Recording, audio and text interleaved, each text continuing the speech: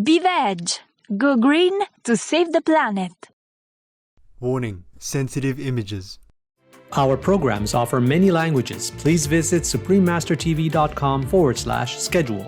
Nos programmes offrent plusieurs langues. Veuillez visiter suprememastertv.com/schedule. Nuestros programas ofrecen varios idiomas. Visiten suprememastertv.com/schedule.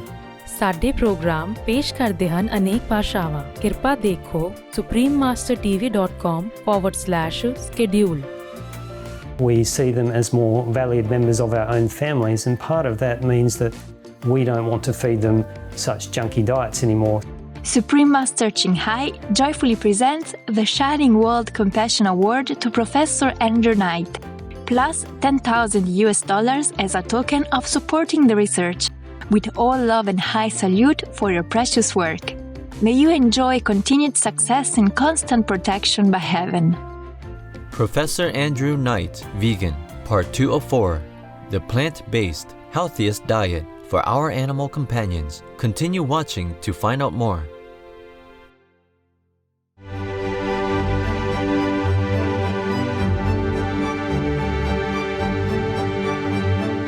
Come stai means how are you in Italian, the official language of San Marino. I'm Marzia.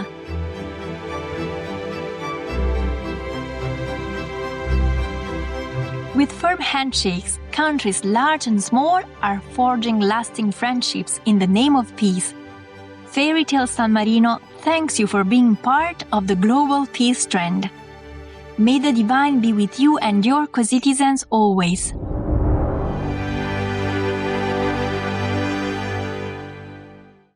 Welcome to part 2 of Professor Andrew Knight, Vegan, the plant-based healthiest diet for our animal companions. Professor Knight's conviction stems from the knowledge that all our loving animal companions can be vegan and sustain healthy lifestyles. He has researched vegan pet foods extensively to understand the benefits associated with our pets eating a balanced plant-based diet. When I first started researching this very interesting and controversial topic more than a decade ago, the first thing I did was went looking for evidence that cats in particular on plant-based diets could not be healthy, because this was a widely believed urban legend, effectively, including within the veterinary world. Now, I couldn't actually find any evidence of this in the scientific literature, except for one study where a diet that was already deficient in potassium over time caused potassium deficiency in cats. But accidentally, I found 10 studies, and I've now found another one, so that's 11, demonstrating that cats and dogs maintained on commercial meat-based diets for prolonged periods of time developed a range of diseases. And they tended to be things like kidney disease, liver disease, heart disease, musculoskeletal diseases, neurological diseases, visual disorders, bleeding defects, birth defects, immunocompromisation, and increased rates of infectious diseases. So there was this whole cluster of diseases that I accidentally found without even really looking for the evidence that cats and dogs seem to get when they're maintained on the commercial meat-based diets for long periods of time. When we learn what is actually going on into meat-based pet foods that we are erroneously feeding our loving furry friends, we can understand why they are riddled with diseases that veterinarians like Professor Knight are having to treat on a regular basis. 4D meats from animals that are diseased, dying, dead or disabled on arrival at the slaughterhouse are one of the ingredients of poor quality, not considered to be fit for human consumption, that traditionally have found their way into pet foods as the meat industry tries to generate a little bit of money from products that would otherwise be thrown away. So this is the case not within the United Kingdom, where those products can't be fed to animals, but it is the case in the US and some other regions of the world, and certainly brands imported from those regions and fed to animals, for example, in the United Kingdom. So there are other products that we're concerned about. There are parts that are not very edible by people. So we're talking about tendons, ligaments, sinews, gristles, the feet of animals, the faces of animals, and so on. very little is actually wasted, virtually nothing. In fact, it's all turned into some kind of profitable product. And the pet food industry traditionally has been a bit of a vast commercial dumping ground for these products that would otherwise have been thrown away and not generated any financial profits. So that's the way it has been and still continues to be in some regions of the world, particularly the US.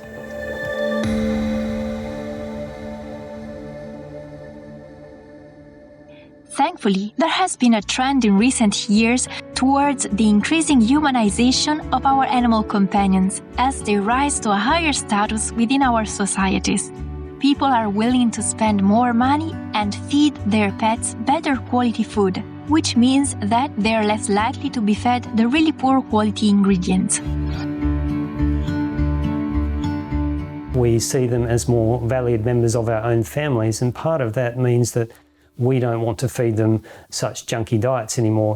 But there's another problem that this causes, which is that now we're getting into the realms of food animals being killed just for pet food instead of the byproducts of animals being killed for human consumption going into pet food. So there becomes a bigger ethical problem and a bigger animal welfare problem for the food animals.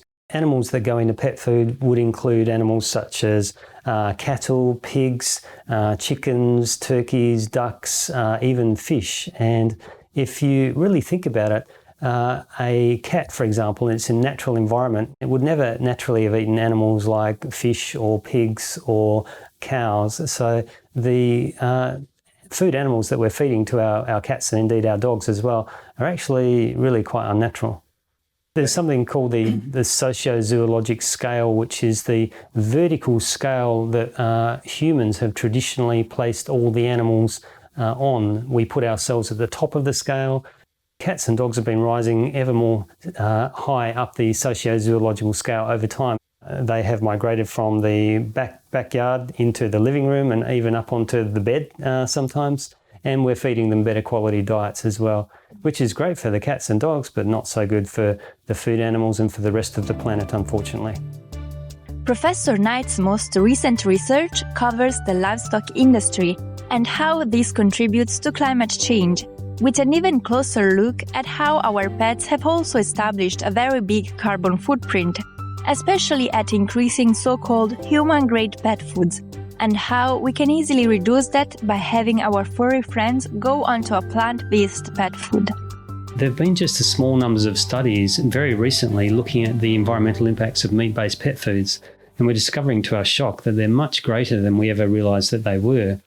One of the most important studies was published just in 2017 and demonstrated that 25 to 30% of the environmental impacts of animal agriculture are attributable to pet food in the US.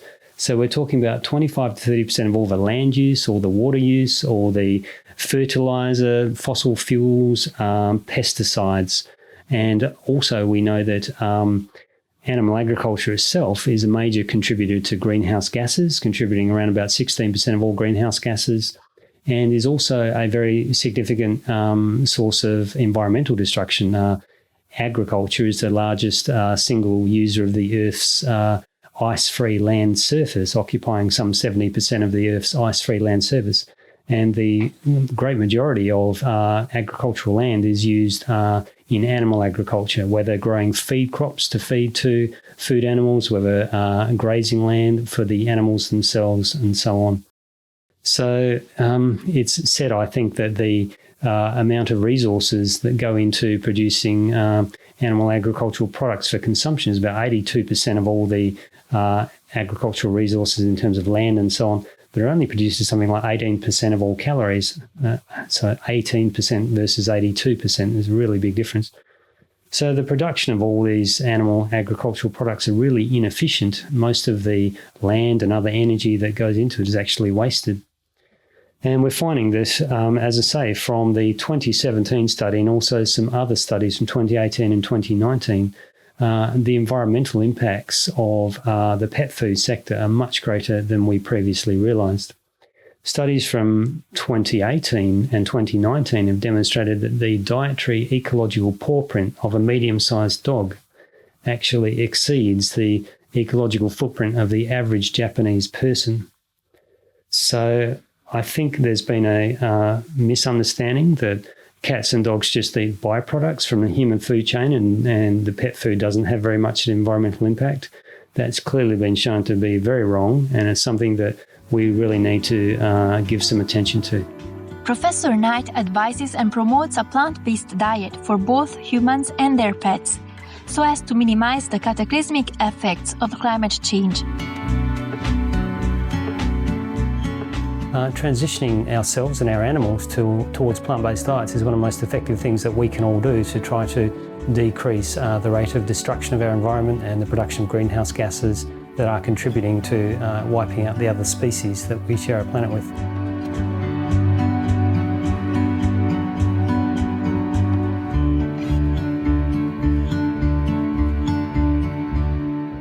What's more, in further extensive research conducted by Professor Knight, he discovered that many pet food companies have been involved in horrible invasive tests on animals.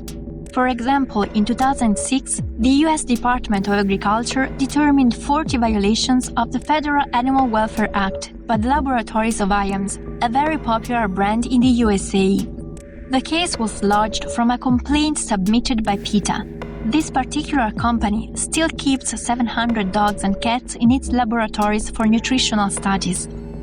The British Union for the Abolition of Vivisection, or BUAV, says that many dogs are kennelled for much of their lives without sufficient and appropriate mental, physical, and social care.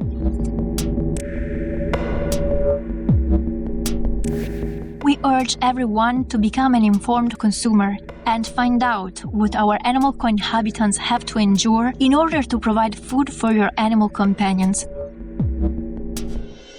We know very well that there is more than enough evidence to conclude that a plant-based pet food benefits not only our pets for their health and overall living quality, but also benefits our planet. To learn more about Professor Andrew Knight, please visit vegpets.info, petfoodinnovation.info. Supreme Master Ching Hai joyfully presents the Shining World Compassion Award to Professor Andrew Knight, plus $10,000 as a token of helping the research. With all love and high salute for your precious work. May you enjoy continued success and constant protection by heaven. Supreme Master Ching Hai is deeply grateful to the beloved God for all the financial help, comfort, and support to the afflicted and needy and/or any good cause over the years as a humble vessel for His, neutral term for his, hers, compassion and love toward His precious children. Kind viewers, remember to hug your furry friends often, every day, to remind them just how much you love and care for them. Thank you for your company for today's program. Please join us next week on Tuesday, June 1st, for part 3 of our show. May heaven's love and light shine on all your days. Our programs offer many languages. Please visit suprememastertv.com/schedule and suprememastertv.com/VEG. Heaven is watching. Stop worrying.